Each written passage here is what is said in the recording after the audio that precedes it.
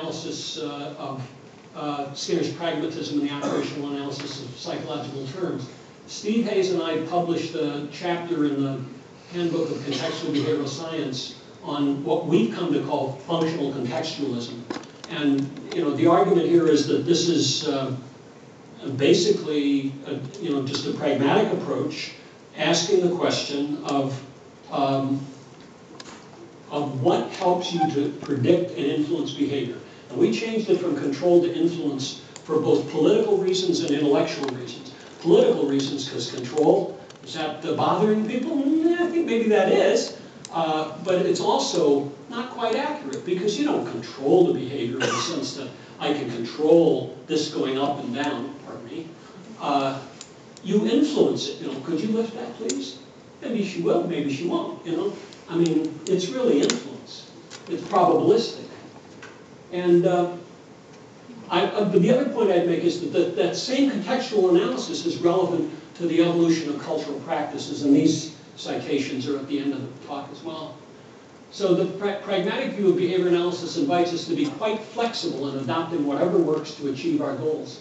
And I submit that it's a philosophy that can function in science and in our personal lives, because if you go into the acceptance and commitment therapy work on all of the different problems that they've addressed, it's basically helping people to become pragmatic.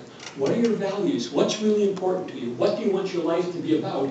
What steps can you take to do that? Well, I couldn't do that. I know your mind tells you that, but what steps could you take? And it helps people to start moving in the direction of the things that they value, even in the context in which their mind, their mother, whatever, is telling them that it won't work. That's pragmatism. That's pragmatism at the individual level. But I submit that the same thing is relevant to the science. Proposal. My proposal is, what should be the goals? My proposal is the whole of human well-being. Why not? If not us, who will do this?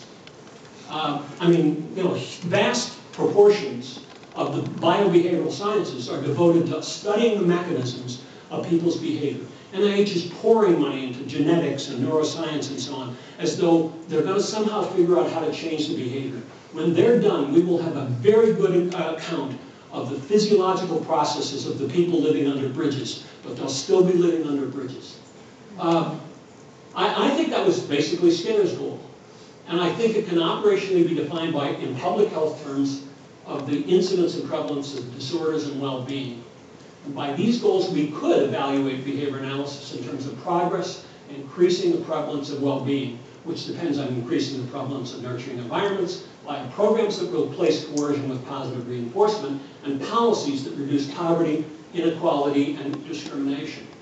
Methods. Randomized trials are a lousy way to, Skinner was right. Randomized trials are a poor way to discover functional relationships between environment and behavior. However, they're useful for assessing the generalizability.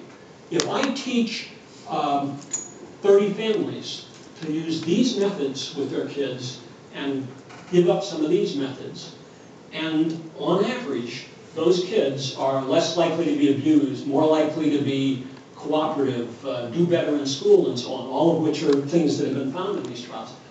That's a measure of the generalizability of that intervention. And the other point to be made here is, if you want to play in public policy making, if you want public support for these things, that's become the gold standard for whether or not it works. Now, if you have 25 autistic kids and they're all doing better, then you can probably make that case without a randomized trial. But there are a lot of things for which I think a randomized trial could be beneficial. Then there's the analysis of verbal behavior. Oh boy. So a man walks into a bar and he orders a big beer. And he starts to drink